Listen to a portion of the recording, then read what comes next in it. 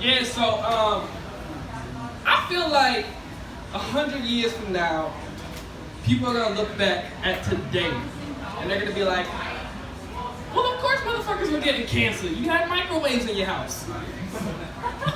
Because what the fuck is a microwave? It's a fucking nuclear reaction. I don't know. I failed science, but you know, I don't know. It's like a common thing. Like people are like, don't stand too close to the microwave while you're pregnant because they might fuck up the kid.